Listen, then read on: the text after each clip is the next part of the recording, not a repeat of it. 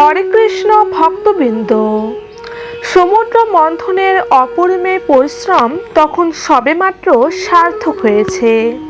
ক্ষীরসাগরের গর্ভ থেকে অমৃতের কলস হাতে আত্মপ্রকাশ করেছেন দেব ধনন্তরী।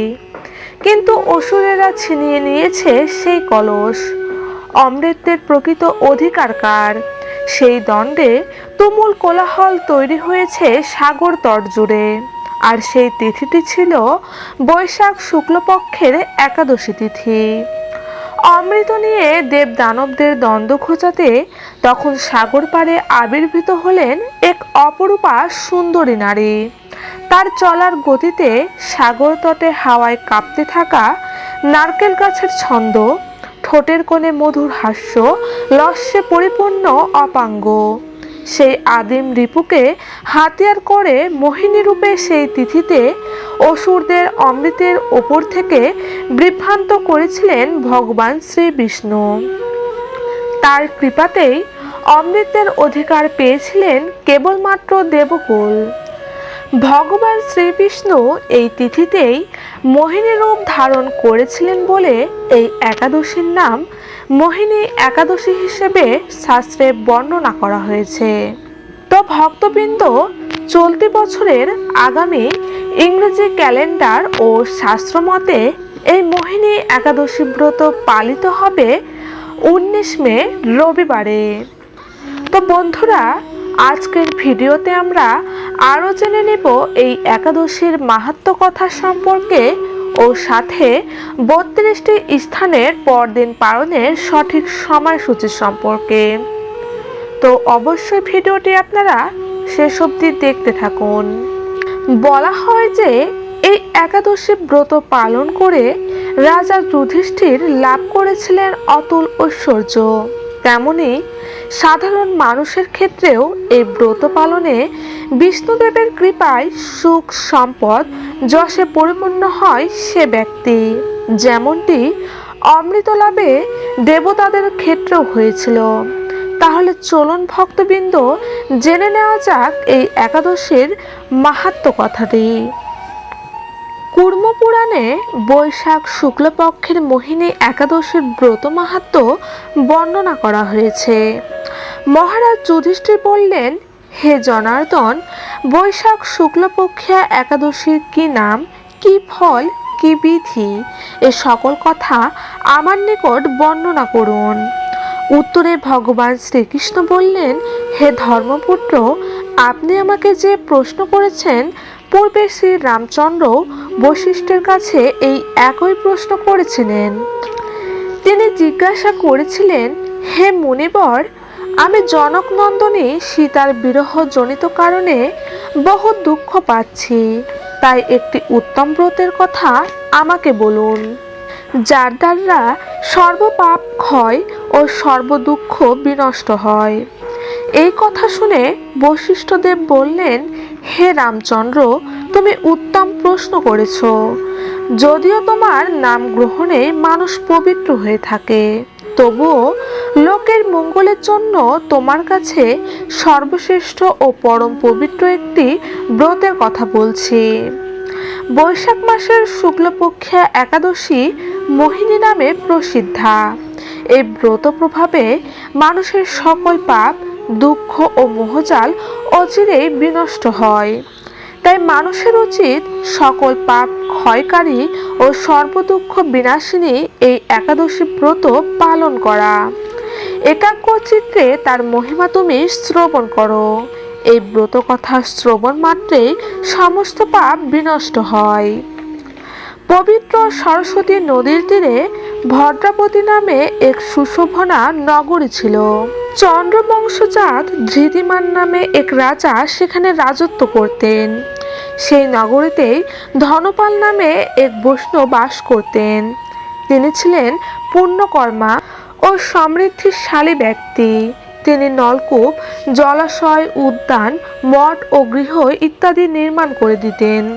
তিনি ছিলেন বিষ্ণু ভক্তি পরায়ণ ও শান্ত প্রকৃতির মানুষ। সুমনা, দ্রুতিমান, মেধাবী, সুকৃতি ও ধৃষ্টবুদ্ধি নামে তার 5 জন পুত্র ছিল। পঞ্চম পুত্র ধৃষ্টবুদ্ধি ছিল অতি দুরাচারী। সে সর্বদা পাপ কার্যে লিপ্ত থাকত।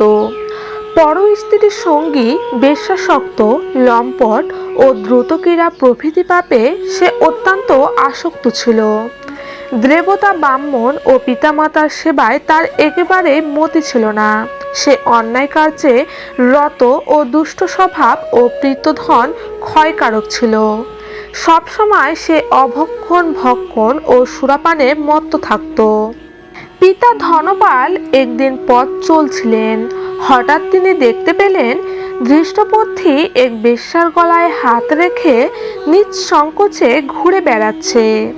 তার নির্লজ্জ পুত্রকে এভাবে চৌরাস্তায় ভ্রমণ করতে দেখে তিনি অত্যন্ত মর্মাহত হলেন। এই কুস্বভাব দর্শনে ক্ষুব্ধ হয়ে তিনি তাকে গৃহ থেকে বার করে দিলেন। তার আত্মীয় স্বজনও তাকে পরিত্যাগ করল। সে তখন নিজের অলঙ্কারাদি বিক্রি করে জীবন অতিবাহিত করত। কিছুদিন এইভাবে চলার পর অর্থাভাব দেখা দিল। ধনহীন দেখে সেই বেশ্যাগণও তাকে পরিত্যাগ করল। অন্ন বস্ত্রহীন ধৃষ্টবুদ্ধি ক্ষুধা তৃষ্ণায় অত্যন্ত কাতর হয়ে পড়ল। অবশেষে নিজের গ্রামে সে চুরি করতে শুরু করল। একদিন রাজপ্রহরী তাকে ধরে বন্দি করল, কিন্তু পিতার সম্মানার্থে তাকে মুক্ত করে দিল। এভাবে বার কয়েক সে ধরা পড়ল ও ছাড়া পেল, কিন্তু তবুও সে চুরি করা বন্ধ করল না। তখন রাজা তাকে কারাগারে বন্ধ করে রাখল। বিচারে সে কষাঘাত দণ্ড ভোগ করল। কারাভোগের পর অন্যান্য উপায় ধৃষ্টবুদ্ধি বনে প্রবেশ করল। সেখানে সে পশু পাখি বধ করে তাদের মাংস ভক্ষণ করে অতি দুঃখে পাপময় জীবনযাপন করতে লাগলো। দুষ্কর্মের ফলে কেউ কখনো সুখী হতে পারে না, তাই সেই ধৃষ্টবুদ্ধি দিবারাত্রি দুঃখ শোকে জর্জরিত হলো। এভাবে অনেক দিন অতিবাহিত হলো। কোনো পুণ্য ফলে সহসা একদিন সে কৌণ্ডিন্য ঋষির আশ্রমে উপস্থিত হলো। বৈশাখ মাসের ঋষিবর গঙ্গা স্নান করে আশ্রমের দিকে প্রত্যাবর্তন করছিলেন। শোকাকুল ধৃষ্টবুদ্ধি তার সমক্ষে উপস্থিত হলো। ঘটনাক্রমে ঋষির বস্ত্র হতে এক বিন্দু জল তার গায়ে পড়ল। সেই জল স্পর্শে তার সমস্ত পাপ দূর হলো। হঠাৎ তার শুভবুদ্ধির উদয় হলো। ঋষির সামনে সে কৃতাঞ্জলি পুটে প্রার্থনা করতে লাগলো, হে ঋষি শ্রেষ্ঠ, যে পুণ্য প্রভাবে আমি এই ভীষণ দুঃখ যন্ত্রণা থেকে মুক্তি লাভ করতে পারি তা কৃপা করে আমাকে বলুন। ঋষিবর বললেন, বৈশাখ মাসের শুক্লপক্ষে মোহিনী নামে যে প্রসিদ্ধ একাদশী আছে, তুমি সেই ব্রত পালন করো। এই ব্রতের ফলে মানুষের বহু জন্মার্জিত পর্বত পরিমাণ পাপ রাশিও ক্ষয় হয়ে থাকে। মহামুনি বশিষ্ঠ বললেন, কৌণ্ডিন্য ঋষির উপদেশ শ্রবণ করে প্রসন্ন চিত্রে ধৃষ্টবুদ্ধি সেই ব্রত পালন করল। হে মহারাজ রামচন্দ্র, এই ব্রত পালনে সে নিষ্পাপ হলো, দিব্যদেহ লাভ করল। অবশেষে গুরুরে আরোহণ করে সকল প্রকার উপদ্রবহীন বৈকুণ্ঠ ধামে গমন করল। হে রাজন, ত্রিলোকে মোহিনী ব্রত থেকে আর শ্রেষ্ঠ ব্রত নেই। যজ্ঞ, তীর্থস্থান, দান ইত্যাদি কোনো পুণ্যকর্মই এই ব্রতের সমান নয়। এই ব্রত কথা শ্রবণ কীর্তনে সহস্র গোদানের ফল লাভ হয়। তো ভক্তবৃন্দ, এতক্ষণ আমরা অপূর্ব মোহিনী একাদশীর ব্রত মাহাত্ম্য কথাটি শ্রবণ করলাম। এখন আপনাদের সামনে প্রদান করব মোহিনী একাদশীর পরদিন পালনের সঠিক সময়সূচি। মণিপুর ব্রত পালিত হবে 19 মে। পরদিন পালনের সময়সূচি 4টা28 থেকে 8টা56, বাংলাদেশ 5টা20 থেকে 9টা34, মিজোরাম 4টা34 থেকে 9টা1, গুয়াহাটি 4টা34 থেকে 9টা4, কলকাতা 4টা55 থেকে 9টা17, সিঙ্গাপুর 6টা55 থেকে 10টা59, চীন 4টা55 থেকে 9টা45, হংকং 5টা41 থেকে 10টা7, জাপান 4:32 থেকে 9:16, রাশিয়া 4:08 থেকে 9:40, মালয়েশিয়া 7:01 থেকে 11:07, ভিয়েতনাম 5:17 থেকে 9:41, ইন্দোনেশিয়া 5:54 থেকে 9:51, ব্রাজিল 6:28 থেকে 7:30, ওমান 5:22 থেকে 9:49, চিলি 10:54 থেকে 10:56, নাইজেরিয়া 6:09 থেকে 10:20, আর্জেন্টিনা ব্রত পালিত হবে 18 মে।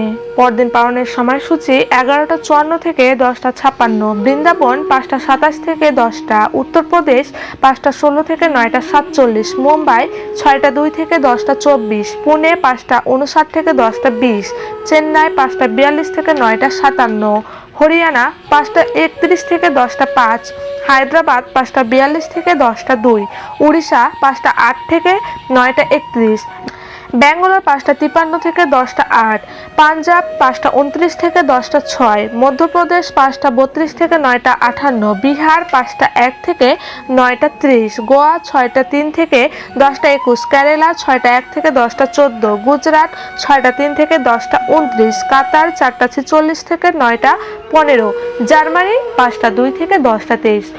তো ভক্তবৃন্দ, এই হলো 2024 সালের মোহিনী একাদশী পালনের সঠিক দিন ও একাদশীর পরদিন পালনের সঠিক সময়সূচি ও মাহাত্ম্য কথা। ভক্তবৃন্দ, সকলে একাদশী ব্রত পালন করবেন এবং অন্যকে পালনেও উৎসাহিত করবেন। জয় শ্রীকৃষ্ণ, জয় রাধে, জয় রাধা মাধব।